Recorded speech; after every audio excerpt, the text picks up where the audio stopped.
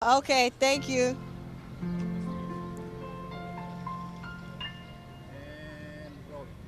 Hi, my name is Medina Curry, reporting for SNL News. Today we are at the Zion War Memorial Service, where I have the pleasure of speaking with Officer or Veteran David Goldberg. How are you? Thank you so much for serving. It's my pleasure. Thank you. Yes. What branch did you serve in? I was in the Army in Vietnam. Did you fight in combat? Yes.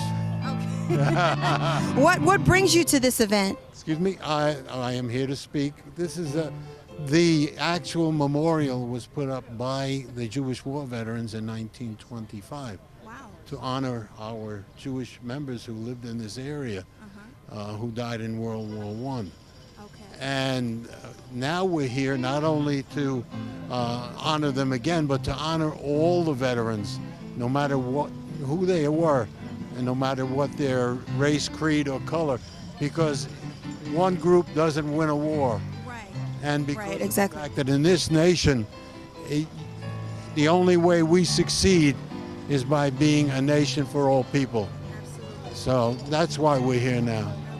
Is there any specific website or information that you might have if someone would want to donate to a fund for this memorial service, or this memorial rather? That would be someone else's ball of wax. I'm not involved with that. Okay. But thank you so much, Mr. Goldberg, for taking the time to speak with us. And again, thank you so much for serving. Thank you. It was a pleasure. Thank you. What? Are we doing it? Yeah. Yeah. His name is Martin Jaffe. J-A-F as in Frank? Yeah, F-F-E. Martin Jeffrey. Okay. Should I stand or should I sit next to him? Sit next to him. Okay. Sorry. Should I say the SNL News thing again or? Okay. Hi, I'm Medina Curry reporting for SNL News, and we are here at the Zion War Memorial Service. I'm here with an honorable veteran, Mr. Martin Jaffe. Mr. Martin Jaffe. First and foremost, thank you so much for serving. It's a pleasure and an honor. So what branch did you serve in? The Army. And what did you do in the Army? I was an instructor at the artillery school. Okay. Did you serve in combat? No. What brings you to this occasion or to this service? My son is running this, Oh, really? Mark Jaffe, Mark Jaffe, okay.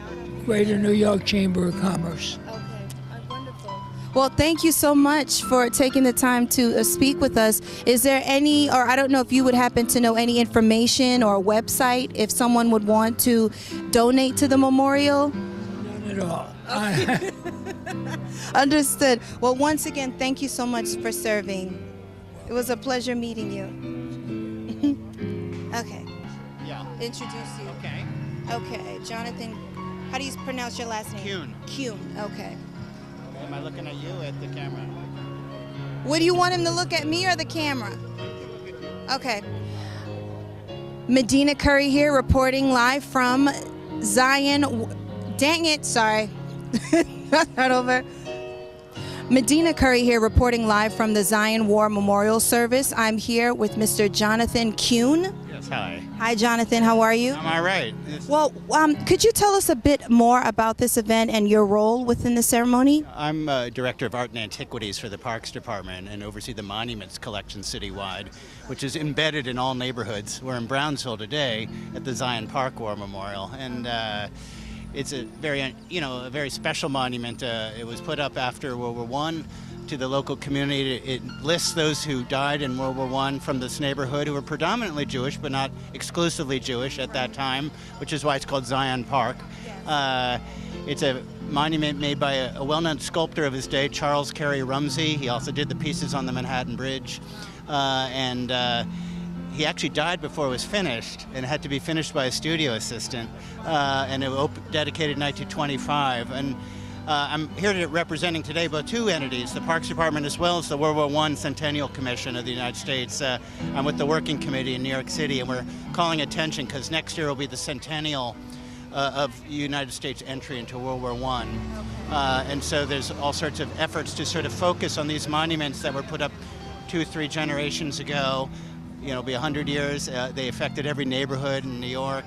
Largely working class people in New York went off to fight on behalf of the nation. Many didn't come back. It affected neighborhoods. We have 100 monuments in our park system to that event, and so this is a very special one that's being honored today, and it's being honored in a sort of a cross-cultural way that as communities change around monuments, the monuments are sort of permanent reminders of those events, and we can still respond to them, as long as we understand why they were placed there in the first place. Would you say the goal of this service is to bring awareness to this monument? It is indeed. It's being organized by something known as the Brooklyn Jewish Historical Initiative, I believe, and so there's that particular emphasis. But it's also a way of reinvigorating the site, refocusing our attention to a site that might have been neglected. I should add that the city has big plans for this location come fall. We're going to be investing $4.5 million in this site. It's largely through a Department of Transportation plaza improvement program. All the paving around it will be redone. Those areas that are aggravated on the monument will be restored. The back side of the monument facing the SNN Charter School will be created as a permanent street to public plaza with a small amphitheater where performance can take place, and so this will be a more vibrant place, and so there'll be other things going on, and the monument will be central to that. If for some who's watching, is there any information or a website that you can provide that they can look to perhaps donate to the memorial? Our Parks Department has the New York City Parks website, in which you can find a catalog of all of our memorials, including information on this one. Also, the United States World War I Centennial Commission has a website. I'm afraid I don't know the exact name of it, but you type World War I Centennial Commission, it'll get you there, and you'll learn what they're up to, and that initiative to sort of call attention to this group of memorials across the country and across our city in particular. So. Well, you've heard it here. Thank you so much, Jonathan, for taking the time to speak with us. I'll be sure to introduce you. Yeah, I'm done. Let's see, are there any additional? So there is, did he want you to get shots of the event itself? I believe so. Yeah, so if you want to do that, I'll wait. When you're ready, I'm ready. Oh, that's better? Hey.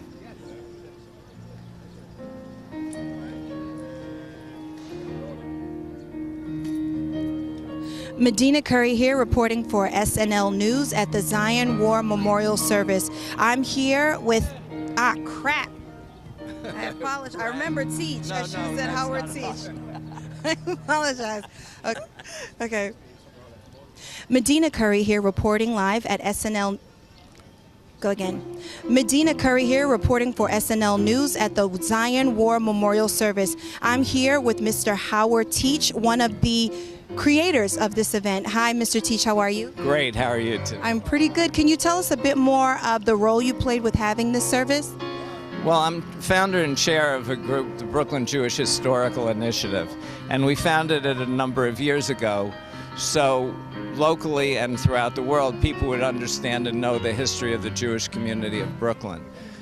This monument here was an important one, built in 1925 when this area of Brownsville was a predominantly Jewish area. So part of what we wanted to do was come back here now and have this Memorial Day ceremony together with the community, which is now predominantly Latino and African American, to really say one neighborhood, all people together, celebrating and doing the ceremony together. It's all ours. So is it safe to say that the theme of this event is unity? Yeah, that's a big part of it. Unity and respect. Respect for those who are in the service, who died in service, and that was all of us that lost people. And it wasn't just World War I, it goes up until now. It goes back to the Civil War, actually, when it was Decoration Day. But the idea of coming together, that the community now can adopt it as all of ours, is the main part of what we wanted to do. Is this event hosted every year, or? This is the first of hopefully an annual that we'll have. In fact, there's an interesting piece which hopefully next year we can have them come in. The lone, as far as we know, Brooklyn recipient of the Congressional Medal of Honor was Private First Class Leonard Kravitz, who served in Korea. He's the uncle of Lenny Kravitz, the entertainer. And we had actually reached out, but he has conflict with performance in California. But hopefully next year we can bring him in. And one of the ideas we have in mind is to have a continuing recognition, maybe a scholarship that goes to a kid who's, of service to community. That would go along with Leonard Kravitz. Understood. Now, do I understand correctly that this was originally erected in 1925? Yeah.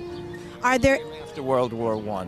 Understood. Are there any plans as far as renovations with regards to the memorial? As I understand it from Jonathan Kuhn, who's here from the Parks Department, yes, there are. And it needs some work. But to our good fortune, we understand that it is, and we'll be paying future attention to it on a continuing basis, both in the Jewish community and the community here in Brownsville. Well, for those who are watching or who will see this, is there a website or any information that they can refer to learn more or learn how they can be of assistance or help or contribute?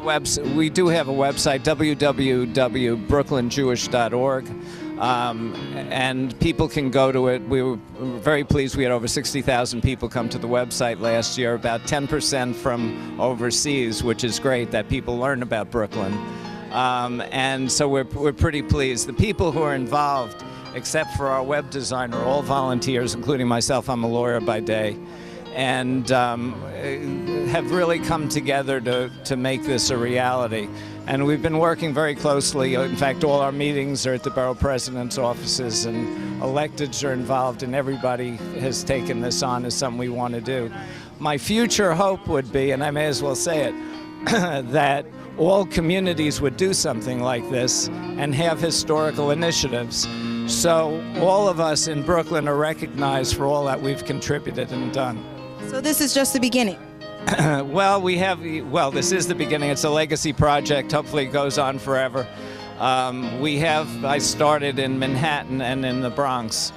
We have Jewish historical initiatives as well. And we started in Brooklyn last year, Brooklyn Jewish Hall of Fame. We have 12 people who are now in it, and that'll continue on an annual. So it's a great model for what can be done to give recognition to people who otherwise wouldn't necessarily. And since Brooklyn's the center of the world should know. As a Brooklyner, I agree, absolutely. Well, thank you so much, Mr. Teach, for taking the time to speak with us. Thanks.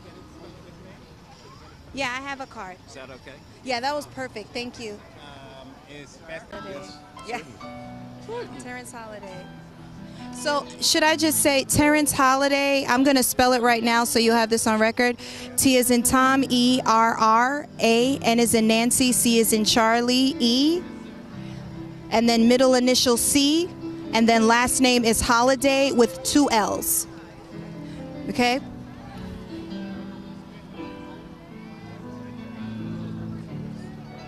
Should I walk this way? Yeah. That's a Woody Allen joke. Yes.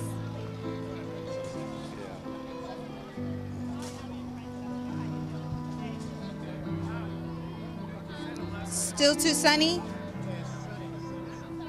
Should we go back in?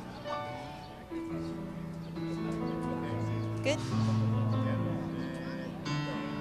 Medina Curry here reporting for SNL News. We are here at the Zion War Memorial Service, and I'm here with Mr. Terrence Holiday. First and foremost, thank you so much for your service. What branch did you serve in? I served in the United States Air Force. I retired as a colonel. And what did you do exactly? Did a bunch of things, but I was in personnel, I was in public affairs, and I had a chance to serve in a bunch of different capacities. The Pentagon, I was in Cuba, and a number of other places. Did you serve in combat? Not exactly. I'm a veteran of Operation Iraqi Freedom, Operation Enduring Freedom. Enduring Freedom found me at Guantanamo Naval Base with the Office of Military Commissions. And in 1990, I was in Operation Desert Shield in Saudi Arabia. But the weapon system that I was involved with was a KC-135 Stratotanker. So it's a Boeing 707, and they normally operate about 150 miles or so away from any line of combat. So I was in a combat area, and we were directly supporting combat aircraft. So I was there, but I didn't do the heavy lifting that others did. Close enough. Okay. So what brings you to this ceremony?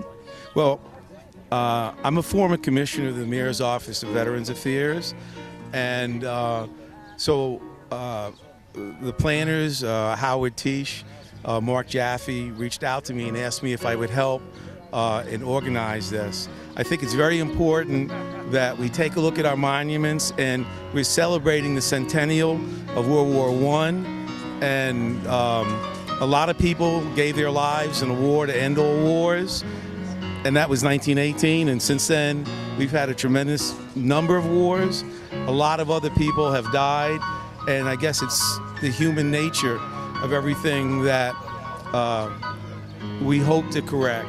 But it's important that the people who did this, we remember them, we remember their sacrifices, we remember their name. Just as we have troops over in Afghanistan and Iraq and the Horn of Africa today, we need to remember their service and their sacrifices.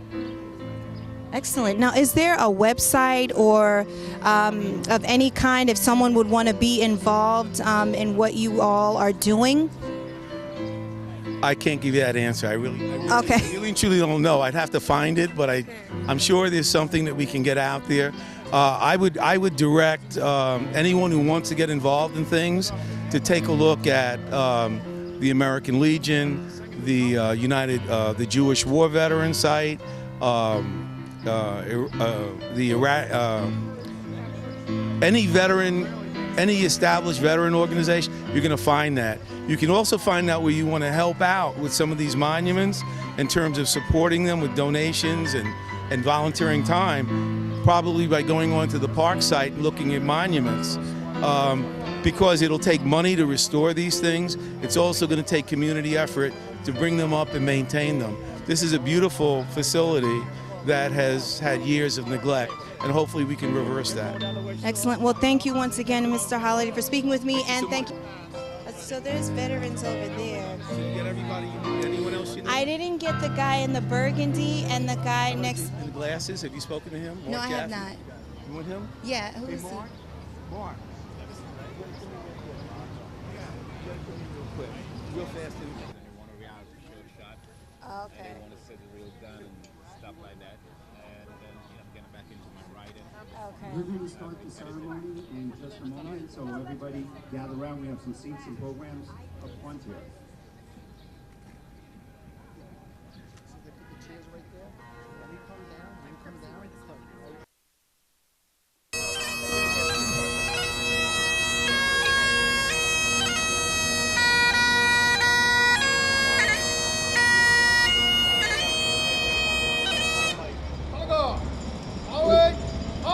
Fire Department of New York, please present the colors.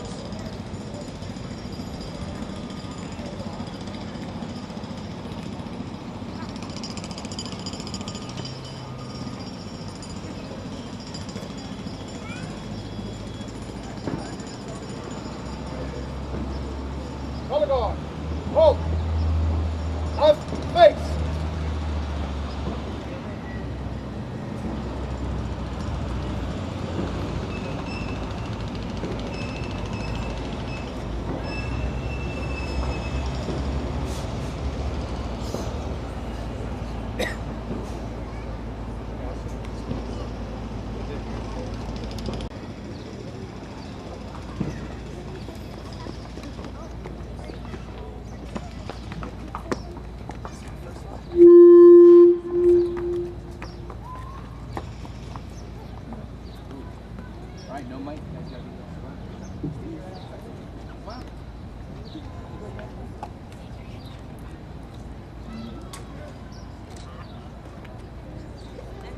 Hi, my name is Joseph Fusca. I'm the music director here at Brownsville SN. Me and my scholars are very happy to be here with you as part of this community, taking the past into the future. We're going to sing the national anthem for you, and God bless America.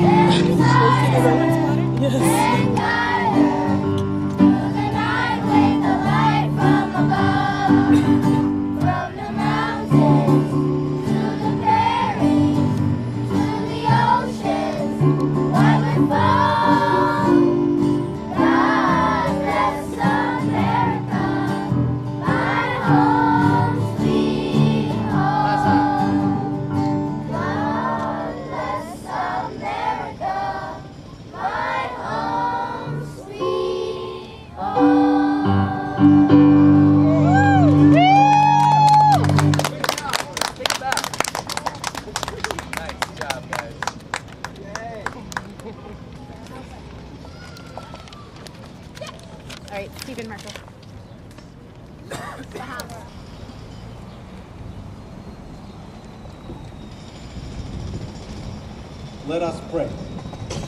Almighty God and Father of all, we praise you and give you thanks for the wonder of your gifts, freedom, justice, and peace.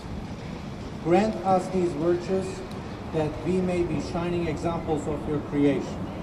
What an honor to call upon you on behalf of our military community and to know that we not only can, but are invited to ask your presence in our midst. Stretch forth your protection and guard our country, that we, being devoted to your service, may ever be defended by your power. Bless our nation, O Lord, and continue to watch over its affairs.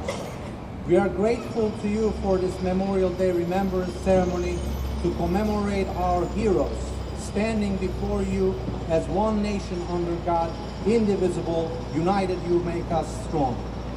We thank you for the people with vision, courage, tenacity, and hard work.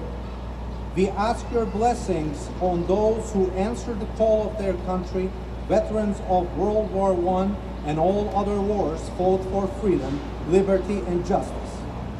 They have left all that was dear to them, endured hardship, faced danger, and finally passed off sight of men.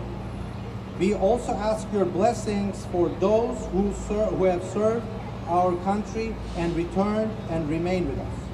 Finally, we ask your blessings for all service members of the United States Armed Forces who served their country with integrity in the past and the present, a true representation of one team, one fight. In your merciful love, dear Father, give us many years of service and bless us in the words you gave your servant Aaron, the high priest, brother of Moses. May the Lord bless us and keep us. May the Lord let his face shine upon us and be gracious to us. May the Lord look upon us kindly and give us his peace. Amen.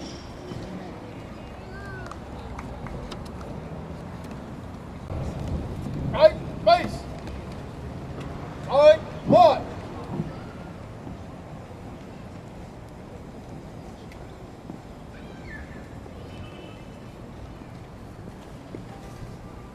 I'd now like to call up Howard Teach from the Brooklyn Jewish Historical Initiative. As I was walking to Zion Park today and into Brownsville, I couldn't help but think of relatives of mine on my mother's side who are from Brownsville. And they lived here in the early 20th century. And I couldn't help but think, as I looked at the names on the wall here of those who died in action, that they may have been neighbors and friends of my relatives. So it really hit home that it's not just about us today memorializing, but it's remembering the past, and it's a lot closer than we know. Today, as we stand here, 91 years after this memorial was constructed in 1925, remembering more expansively those who lost their lives for America, not only in World War I, but also in each and every war, protecting the freedoms of our country. Our Memorial Day Remembrance Ceremony. We stand here today in a Brownsville that is predominantly African American and Latino, on a monument that was constructed when Brownsville was predominantly Jewish, in a ceremony representing the unity and transition of neighborhoods over time, all together, honoring our uniformed service members of all backgrounds who served our country and never returned and are no longer with us. We stand here as many peoples, one neighborhood, many cultures, and one future together in America. I look to the wonderful children, yes, you scholars of Brownsville Ascend Charter School, and address these comments to you.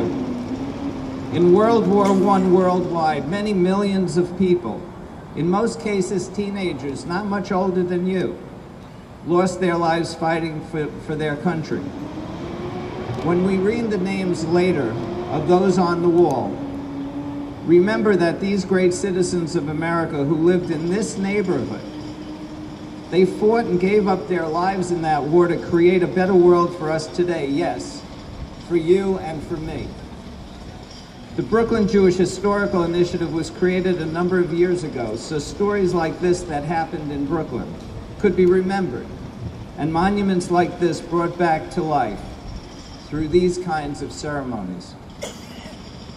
Through our website, www.brooklynjewish.org, all of this can be known to people throughout our region and throughout the world. We thank everyone who's worked so hard in making this ceremony a reality, and some and not all are listed in your program, and we thank the BID for doing that.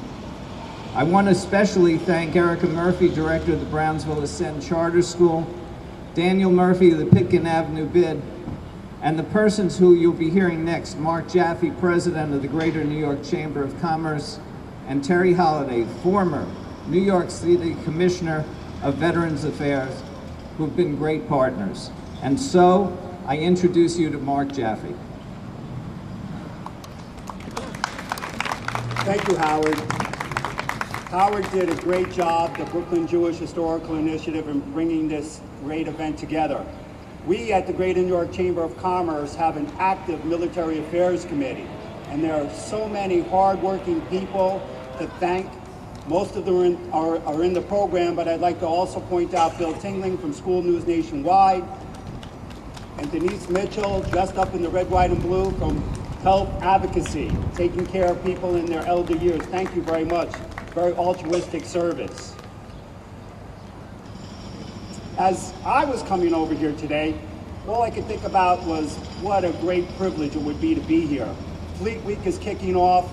The summer is upon us. We're about to start a Memorial Day weekend, and we all love the weather for that. Isn't that great? But the mission today is to honor those who have served, veterans who are active, and those who made the ultimate sacrifice. I've been all around the world, and I've seen veterans from all walks of life, all races, all creeds. I've had the privilege to be at the Eternal Light Monument in New York City on 5th Avenue and march up 5th Avenue during the Veterans Day Parade, and again, see all the people that have served to make our country safe and free. I've also been to the Arlington National Cemetery and been to honor at the Tomb of the Unknown Soldier. War is a tough business, but freedom is not free. Today, though, today is a little more special. Today, we commemorate this Zion Park War Memorial as a place for those who have served and those who have made the ultimate sacrifice. But we also are here to place it in its proper perspective in the community.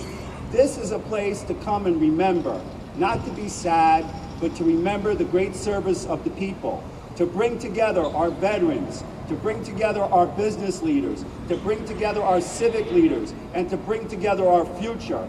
The Brownsville Ascend Charter School is right over there. And when I first came to this monument and saw the activity, it made my heart soar. And now, these children, with the help of their teachers and the help of all of you, will never forget what this memorial stands for. So today is a very special day. We are bringing together service, freedom, and our future. And isn't it a great place to be in Brownsville, Brooklyn today?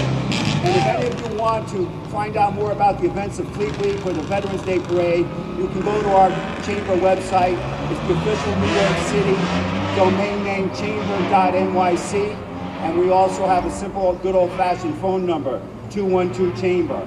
And now I'd like to bring up Howard Teach from the Brooklyn Jewish Historical Initiative again to say a few, Terry Holliday actually. Terry Holliday, former director of MOVA, the Mayor's Office of Veterans Affairs, and a great part of the Chamber of Commerce. Thank you for your service, sir.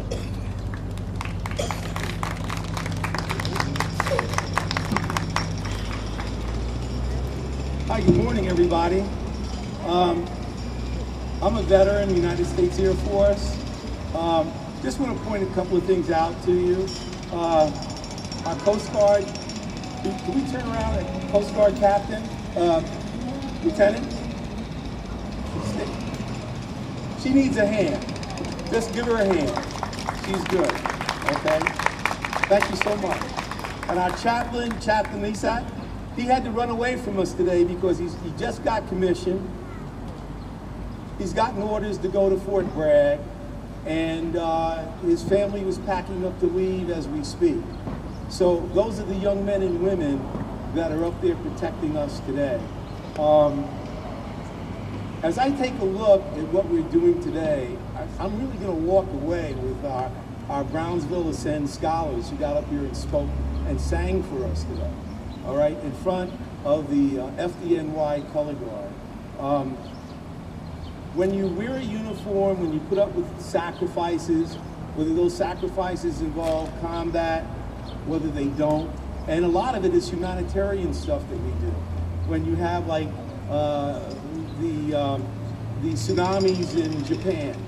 Okay, every once in a while something's happening in Central and South America, and it's our ships, our helicopters, our hospital ships that are going over there. That's what we do. All right, but when we take a look at Memorial Day, I don't think about the folks who, I guess I do, but I don't. I'm looking forward to do things that were created by their sacrifices. Their sacrifices to keep us free, a wonderful society. Yes, we have challenges, and there are things that we need to continue doing. And if it wasn't for them, we wouldn't be here talking to you today. I just want to share just something with you from Cicero. And it was something like, the life given to us is very short, but a well-spent life is eternal. If you mention a person's name, that person will live forever. And that's what we're doing here today. I hope that we can continue to come back to this park and see good things happening here, and we'll continue to do better things here. But this is really good. Somebody who's been absolutely great with us in putting this thing together, this event together, excuse me, is the Honorable Darlene Mealy.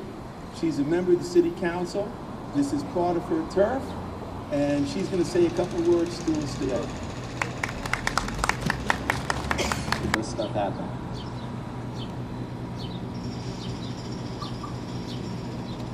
I just want to acknowledge our next person that's going to come up and talk about this great memorial. Her office was exceptional in helping us get together. And I believe her assistant, Arna Lipkin, is here. Fantastic. You're one of the hardest working public servants I ever had the privilege to work with. And I'd be remiss if I didn't acknowledge my father, Martin Jaffe, a Korean War veteran. Martin, would you stand up? He's still active. He drove me down here today. Thank you, Martin, for your service. And without further ado, Council Member Darlene Neely. Good morning, everyone. Good morning, everyone. On this Memorial Weekend, we are honored to be here. And let's give our students a hand, please. Our scholars are awesome. Wait, we have princesses there, too. I just want to say thank you to the New York City Chambers of Commerce for inviting me to this worthwhile event here honoring our World War I veterans, and pay homage to the ones who are no longer here today. As we gather here at Zion Square in the neighborhood of the Republic of Brownsville, which we have home of many World War I veterans, a diverse group that is including Jewish, African American, Italian, Latino. We are humble as we remember the dedication and sacrifice of our fellow countrymen and our veterans and our veteran organizations. We have to think about it. The triangle here on East New York Avenue and Legion in Brownsville was called the Zion Park as early as 1911. Zion Park Memorial always have been here. They call it the War Memorial list, where it lists so many local heroes that died here. And the space was renamed at one point as Lowe's Square because of the Lowe's Theater right here. Y'all know that, right? And then when the Lowe's Theater shut down, they renamed it as Zion Triangle again. So here it is now. Each of our World War I memorials in this neighborhood, as we know, they are really about, it's not really about war. You can think back, it's the author Sal Snyder. He was the author of Out of the Fire and Valor, the War Memorial of New York from the Revolution to 9/11. Say, Mr. Snyder, they are about the community that sacrificed their children. Most of the young men and women, children of immigrants who have come here by boat less than 20 years earlier. And all the immigrants, all of us are immigrants. I just read a book and it said all of us are immigrants. It was only where you got put, the boat stopped at. Some got stopped in Trinidad, some got in Jamaica, we all are immigrants here in New York City. As elected official, I am honored here to be here today. And I think about, I make sure for the last 8 years, I've been doing Pearl Harbor. Sometime I was the only elected official in the city doing a real big World War II event. And I'm gonna continue it, because we have to think about our freedom. And freedom is not free. People pay their lives for freedom. For us to walk around and act like nobody paid the price for us to be here. So I just hope that our young people take advantage of this day and remember all our World War veterans, our fire department, our Army, our Navy, everyone, fire, our Air Force. We have to all say thank you. And I hope all of us can take a moment out today, no matter how big or how small. Call his office, make sure you do something with the fleets that's coming in. I would have been over there, but I said, no, it's more important for me to be here in my district, making sure that the community know that we are strong in Brownsville, respecting and honoring our war veterans. Thank you so much. I would ask Daniel Murphy, the director of the Pitkin Avenue bid, to come forward.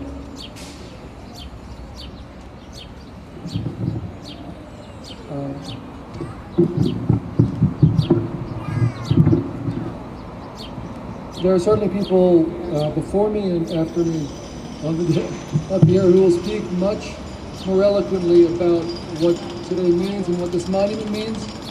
For myself, I just want to give thanks to the folks who put this together, Howard, Mark, the council member, for the idea of remembering. Memorial Day weekend is a huge weekend in this country. A lot of us like to go out for the weekend. A lot of us like to barbecue. It's the first weekend of the summer. But it is so important to take some time of this holiday to reflect on why it is we celebrate, or why it is we remember. On behalf of the bid, I will just, into the future, dedicate our organization's resources to keeping this memorial up as we look to enhance this park, and to keep remembering and to keep it as a space as hallowed ground for remembrance of the sacrifices those have made from the Revolutionary War up until this year for those overseas. Thank you very much, Mark. Thank you, Howard, and thank you, Councilmember. Thank you, Daniel Murphy, for your help and the great work you do with the bid. I'd like to call up Jonathan Kuhn from New York City Arts Department. He's the Director of Arts and Antiquities. Good morning. I represent two entities, actually, the Parks Department as well as the New York City Working Committee of the U.S.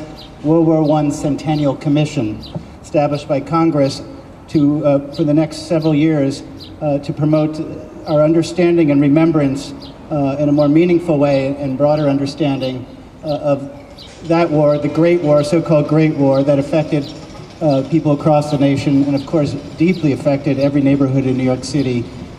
Today we honor those from Brownsville lost in that event. I oversee the monuments collection citywide, and it's about remembrance. It's about creating in permanent form something that causes us to remember, but all too often we don't remember.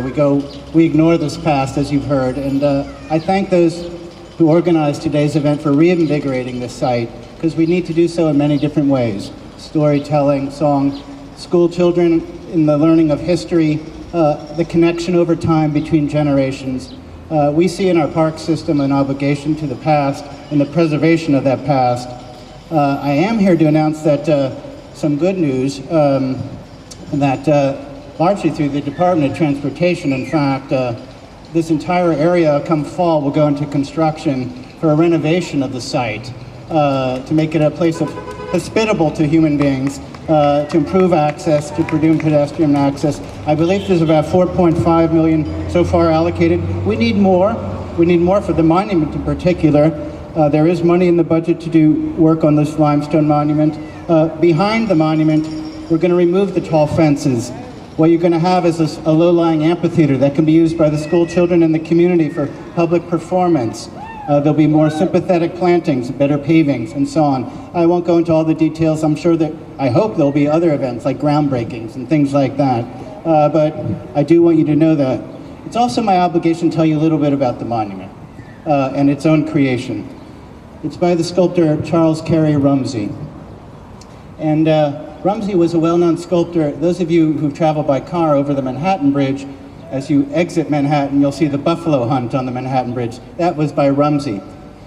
He married a woman named Mary Harriman. She was the eldest sister of a man who later became governor, Governor Harriman. And indeed, we have Rumsey Playfield named for her in Central Park, where they do summer stage. Rumsey served in World War I. He was a captain in the 77th Division. And the architect for this monument, Henry Beaumont, served in the American Expeditionary Force, AEF. He survived the war, but he died in a traffic accident, if you can imagine this. Maybe the Safe Streets folks, Vision Zero people, they needed him back then. And so he didn't actually live to see his own monument created. And the job was taken over by a studio assistant, an Italian immigrant, Edmondo Quattrochi, who finished the monument in 1925 when it went up. And of course, it symbolized both the loss, the perseverance, the victory over evil, and the protection of our freedoms, and it reflected the immediate neighborhood. I'd like to close with one quotation that was from the sponsors on the day it was dedicated in 1925. And they said, "The design itself does not alone symbolize the guaranteed freedom of our nation, for the very names that will be inscribed upon it stand for toleration. The name of Sullivan will follow the name of Solomon. A Jew, a Catholic, and a Protestant are recorded in one panel. A Negro's name is in juxtaposition to that of a white man." And so this monument was about the unity of people and the remembrance of those who served. Thank you.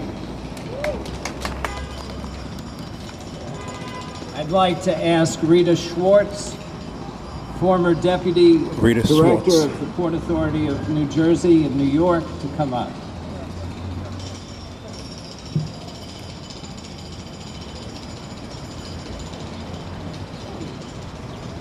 Thank you.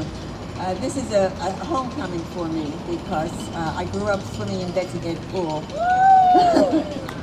and I saw my young uncles go off to the Second World War here. They thought it was a lark.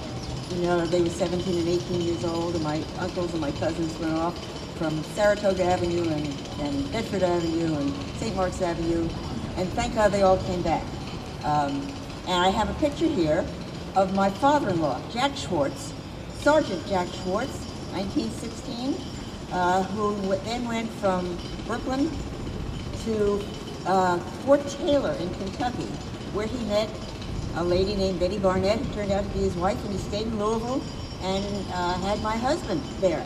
And my husband served in Korea as a lieutenant, and so we have a whole history in my family of service. I would also call to your attention the fact that when we talk about Fleet Week, I was working at the Port Authority. The USS New York is coming in to the harbor this week. It has in its bow 7 tons of steel made from the Trade Center after 9/11. And we remember not only those who gave their lives willingly and fought for us, but those who gave their lives doing their daily lives and serving themselves, their families, their country. At the Trade Center, we remember those who died in terrorist attacks all over the world. I would like to just say, I'm placing a stone. In Jewish tradition, we put a stone up instead of flowers so that those, when we leave a cemetery or a memorial, we leave a stone so it stays and people know we live and stay forever. Thank you. World, after all, we found that out today. With David Goldberg, he's here, the commander of the Jewish War Veterans for Kings County. Thank you. Okay. Thank you all for being here. Thanks for inviting me. My name is David Goldberg. I am the son, the grandson of Russian and Polish immigrants who came to this country in 1901 because of the fact that they were being persecuted because they were Jewish. They came here and they were afraid because they didn't know what was going on and how to react to it. It took them many years. They finally realized that they were in the greatest country in the world, where government was not the threat that it was where they came from.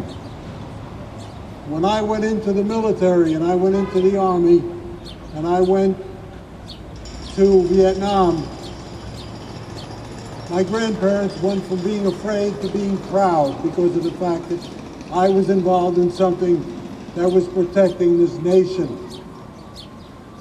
The veterans that we honor here today were residents of this community, of the Jewish faith, probably the same kind of situation. They were either immigrants from other countries or children of immigrants from other countries. And they were proud. And they gave their lives because they knew that what they were fighting for was just so much better than anything that they had ever seen before. This is a marvelous location because it was a Jewish community at one time. Now it is a community that welcomes all. Now, this monument will not only talk about naming the Jews who gave their lives, but it will also stand for every person from every country, every religion, who gave their lives to protect the greatest country on earth. As commander of the Jewish War Veterans, we are proud that we helped sponsor and put this memorial up in 1925. And as the commander of the Jewish War Veterans, I say to you, it represents all veterans. It represents everyone who gave their life. We stand on their shoulders, enjoying the freedom that they gave us. I honestly want to tell you something. I worked here as a police officer years and years ago. It is a wonderful community, and I'm so glad to be back here. And as they say in the Navy, fair winds and following seas to each and every one of you. Have a wonderful life. We'll be here again next year. And God bless America. Thank you.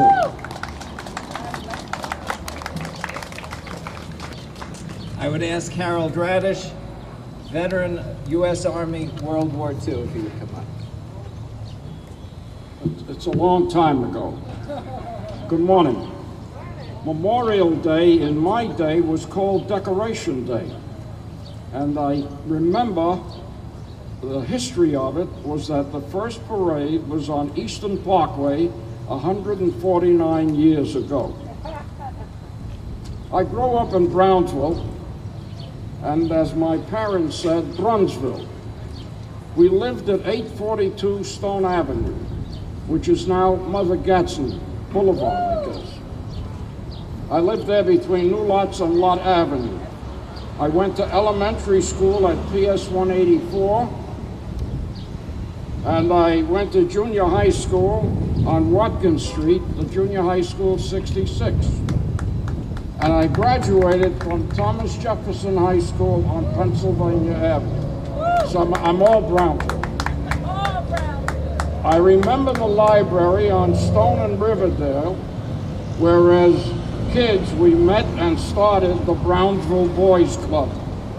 And Abe Stark gave us a lot of help.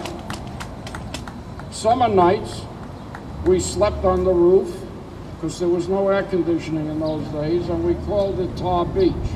Or we went to the Loews Pitkin to cool off. The fans would blow the cool air off the ice. I left for the Army from Pitkin and Stone Avenue in front of the bank building, which was called the Manufacturers Trust Company. I trained at Camp Shelby in Hattiesburg, Mississippi, and I learned of a different world down there at that time. From there, I went to Europe on the Queen Elizabeth, the largest and fastest floating crap game there was. As a replacement, I joined the 90th Division of the 3rd Army. I started in Metz, France. I was at Bastogne, and I was captured at the Siegfried Line, or the fortified wall between Germany and France.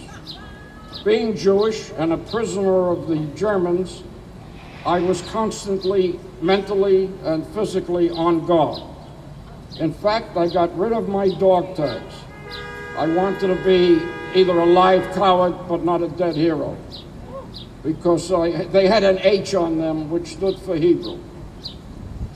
During all of the time I spent in the prison camp, Stalag 12A, traveling in locked boxcars, lack of food, dysentery, and a baton wrap on my hand, picking lice and getting rid of other vermin, I was lucky I teamed up with a buddy and a true friend.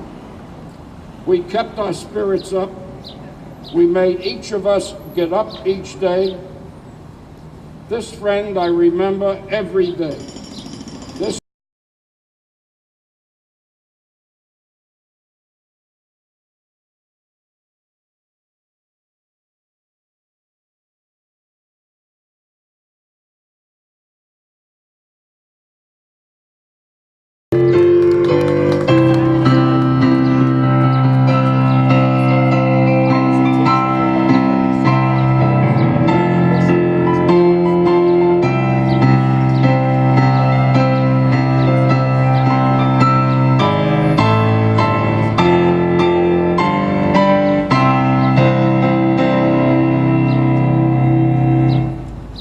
Good afternoon.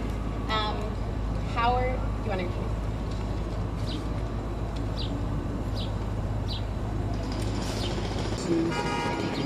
Yeah, you have the page? Okay. Yes, please.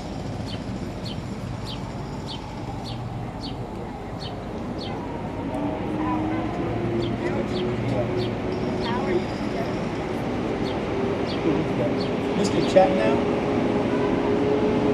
No. You guys gotta get moved in closer. You turn it. Keep going, couple people behind.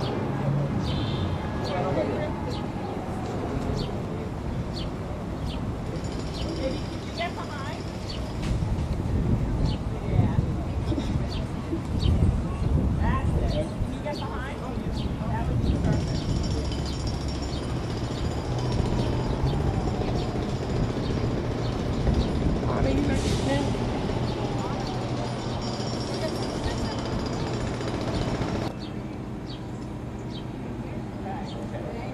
Thank you.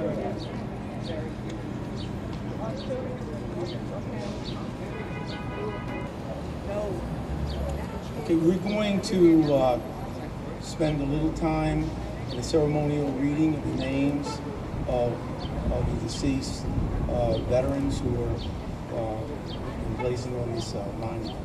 And Erica Murphy and her staff and Mr. Radish are going to help us.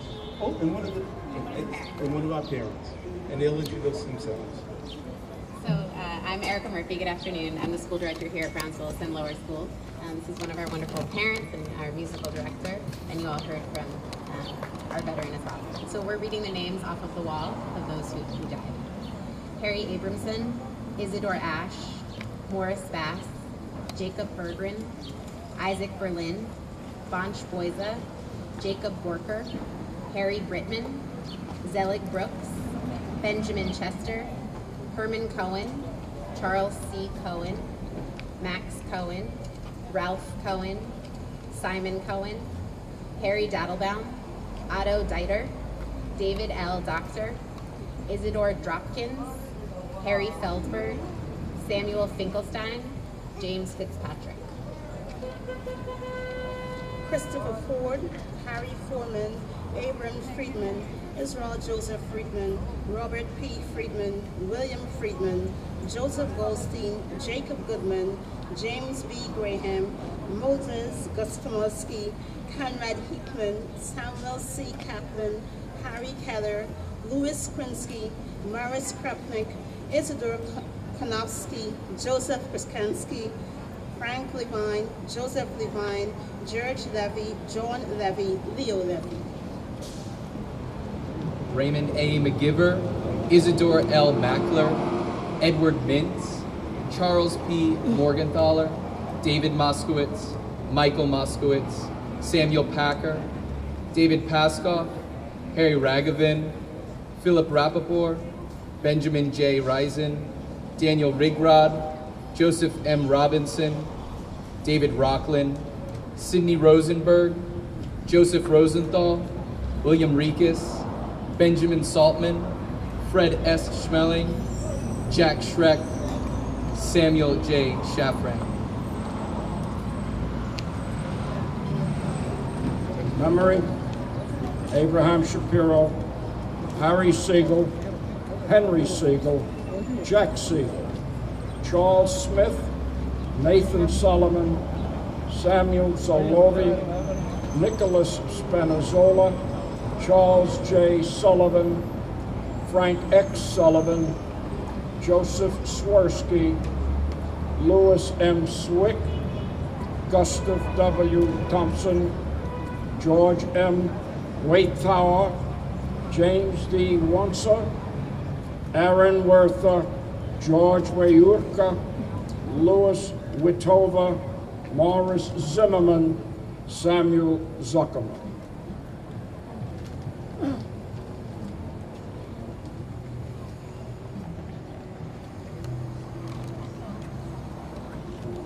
And I'd like to add the name of Philip Goldstein.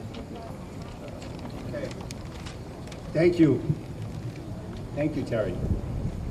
So, right before we do our closing prayer, I want to thank that hardworking public servant again from Councilmember Darlene Neely's office for reminding us also we should acknowledge that Corey from the Controller's office, Scott Stringer, is here. Thank you very much. He's the Brooklyn representative. Thank you for coming. Thank you for helping us. I'd like to call up Reverend A.C. Pettaway from Universal Temple Church of God for the closing prayer.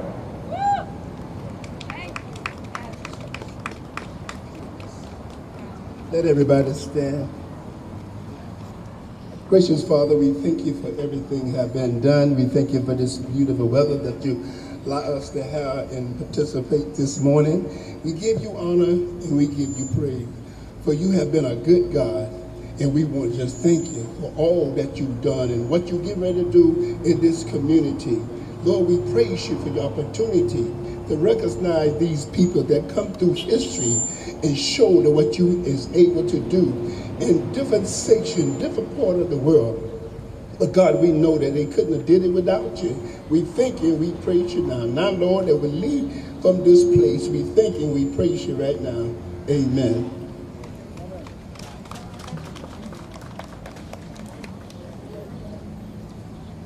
We want to thank everyone for being here, and to close the program, we have a very special guest, and I want to tell a story in introducing him. When I was at a Sundance ceremony out in Montana, Native American Sundance ceremony, it was during the first Iraq War. There's a little town called Lame Duck, 3,400 people.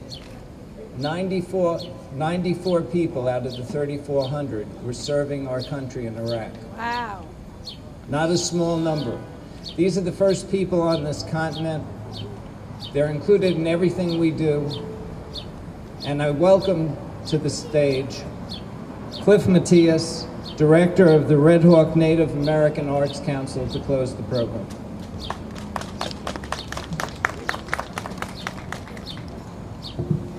All right, thank you. The Red Hawk Arts Council is 24 years old. We've been here in Brooklyn ever since for these 24 years. And the original inhabitants of this area, the Canarsie, who are no longer here,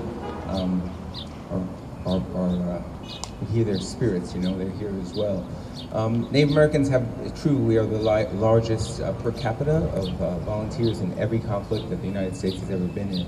And so it's an honor for us to be part of this event here and remembering all these special people who gave their lives in defense of this country. So I'm going to sing an honor song in remembrance of them. For those of you who can stand, may do so.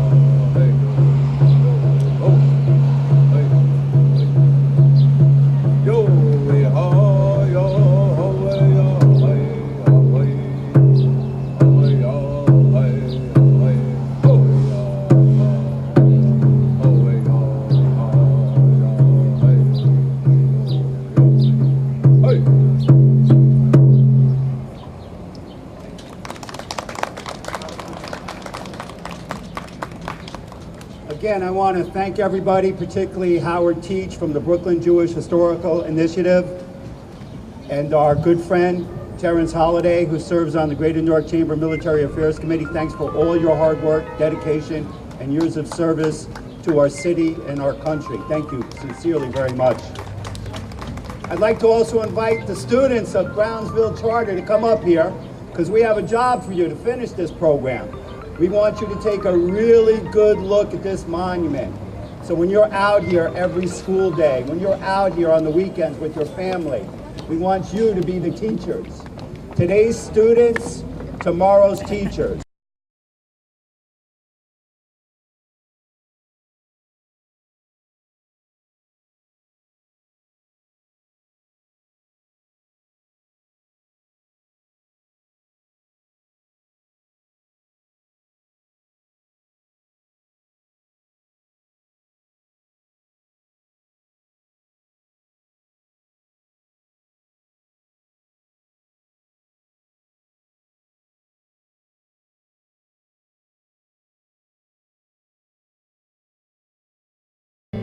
Harold Radish. Can you hear?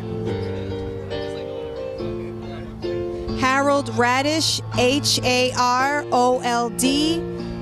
last name R-A-D-I-S-H. Got it? Okay, I can wait.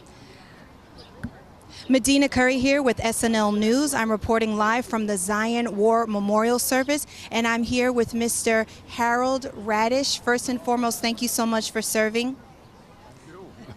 Thank you. So what branch did you serve in? I served in the Army. I was in the... Okay. So just ask the question again. Okay. So what branch did you serve in? I was in the Army, I was in the infantry, and my job was intelligence observer, which was really, I was a scout, and I watched intelligent people work. That's a good way to put it. Did you serve in combat? Oh, yes. I started with the 97th Division, the 90th Division, which was part of the 3rd Army, General Patton's Army. I started with them in Metz, France, and I went pretty much all through France. I was called back to the Battle of Bastogne around Christmas time. That was 44. Then we had to go down to the south of France, where the border was between France and Germany. And that area was called the Siegfried Line, or the Wand. It was an area that was fortified so that the troops, the American troops, couldn't get in. But we would work at night. We would go in the middle of the night, get a pillbox, and then we had the gun from the top to fire so the other fellows could come up earlier and we'd cover for them. But we got in one night into a box, but it wasn't a pillbox. It was a sleeping quarters, so we couldn't fire out of it. We stayed there 4 or 5 days, no food, no water, and at that point it was all over. We were surrendered, and we became prisoners of war at that time. Were there any memories? I mean, I'm sure throughout combat there are a lot of things that you've experienced. What's the one memory that stays with you to this day? There are a couple of memories, but one was, as I mentioned in my talk, my buddy. The two of us were able to stay together in the prison camp, so we took care of each other. We took care of picking lice and vermin. If he was sick, I made sure he got water. As far as food went, we participated every morning in breakfast, which was a loaf of bread, and 13 guys had to use that loaf of bread for the day. So we took a card, and the guy that had the highest card would be the one that would cut the loaf of bread. And you know, of course, he was watched carefully, but he was allowed to keep the crumbs. And then there was hot water that was black. They called it coffee, but it didn't matter. This young man, John J. McEntee, of a different religion from mine, we stayed together, and he took care that I got up in the morning. I saw that he got up in the morning. I made sure that he got dressed and he washed, etc. And that's the thing that stands out. He has passed away, and as I said before, this is his Memorial Day. Is it safe to say that that's what brought you here today? Yes. I was told there would be a ceremony, and I was invited to come. And for me, it's a great invitation because I grew up in this neighborhood. And behind us is the Louise Pitkin. I don't know if it's functioning anymore, but that was the great movie place. It had carpeting, it had sky, and it had an organ player, Henrietta Cameron. I remember her. Really? And when it was hot like today, we had no air conditioning in those days. We went to the movies. Because they had ice, and they had fans blowing the cold weather air on us. At night, when we were home, we'd all go up on the roof, and it was called Tar Beach. We slept there. We slept there because it was a lot cooler than the apartments. The neighborhood was a nice neighborhood. Kids all stuck together. We played, punch ball, stick ball, stoop ball, kickity can, Johnny on the pony. We met at the library on Stone, which is now Mother Gadsden, and Riverdale, and we formed the Brownsville Boys Club. The kids needed a place to play, and there was nobody around to really take care of us. There must have been about 50 or 60 kids, and we made teams, basketball, etc. And as kids, we did that.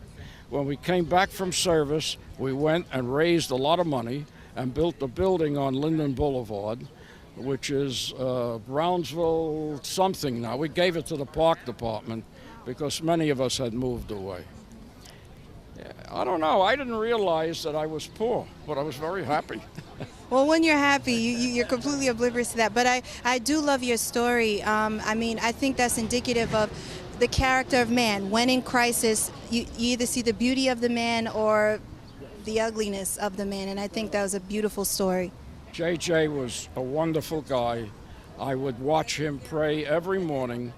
He had the stones. I don't know. It's Catholic. I don't know what it was. The rosary beads every morning. And we talked about our religions and all, and we kept ourselves going. Yeah. Thank you so much, Mr. Radish, once again for your brave service and for taking the time to speak with us today. Thank you so much. I'm honored. As a little kid, I never thought I'd be in this park. We're so honored for your service. Just go to the right. Mark Jaffe, M as in Mary, A-R-K, last name J as in J, E-F-F-E. A-F-F-E. I'm sorry, J-A-F-F-E. My apologies. Ready? I'll wait.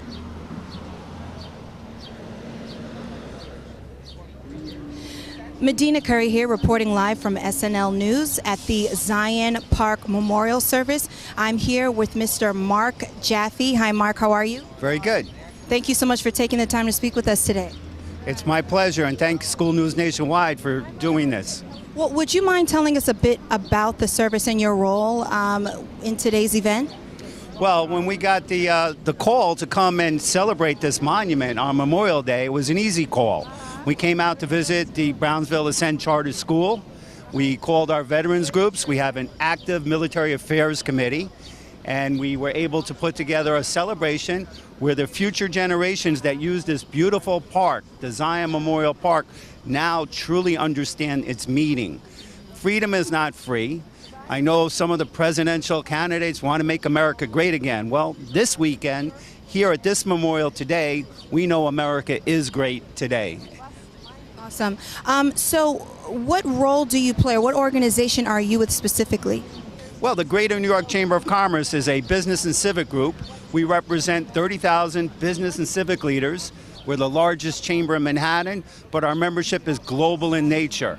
I've had the privilege to travel around the world and work with veterans because of our Military Affairs Committee, and you could see some of those heroes today. So we help businesses, we help communities, and we have legal education, we have networking, we have a whole bunch of things that we believe make it America and New York City a better place to be. All our programs are easy to find. Go to the official New York City domain, chamber.nyc.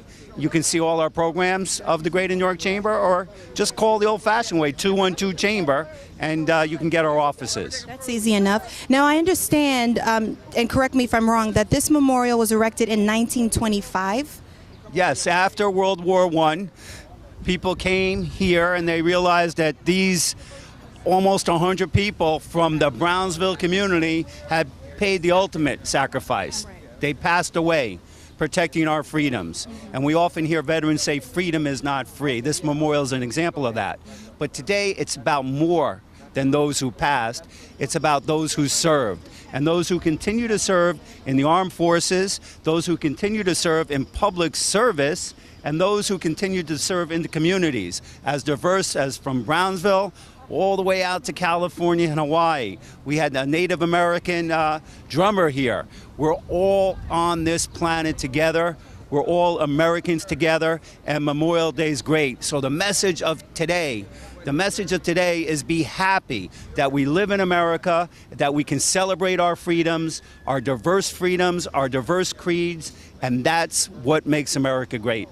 Thank you. One last question. I actually had the pleasure of meeting your father, who's a veteran as well. Did he impart any wisdom to you as a veteran growing up, or anything he's done that has impacted your life greatly? Well, all the veterans I have met, all those have been called to service, of course, live by a code and an honor. And my father is a great man. I am proud of his service, and he raised me, and I will raise my children. And we want everybody, all families across the globe, to have good family values and to be patriotic. And that's what today's about. Yes, my father's a great man, and I appreciate his service, as I do all veterans and all public servants. Perfect. And once again, if you wouldn't mind giving the website and the phone number if people would want to get involved or learn more. If you want to get more involved in events, patriotic events, whether it's Veterans Day or get involved in our Military Affairs Committee or just simply learn how to start a business or learn what's out there in New York City, go to our website, the official New York City domain name, chamber.nyc, or call 212-CHAMBER. Perfect. Thank you so much, Mr. Jaffe.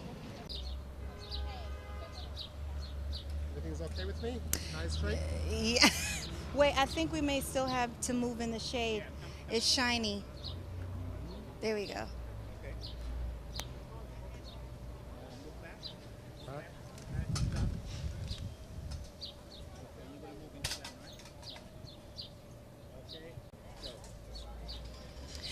Medina Curry here reporting for SNL News. In honor of Memorial Day, we are here at the Zion Park Memorial Service, and I'm here with the founder of School News Nationwide, Mr. Bill Tingling. Thank you.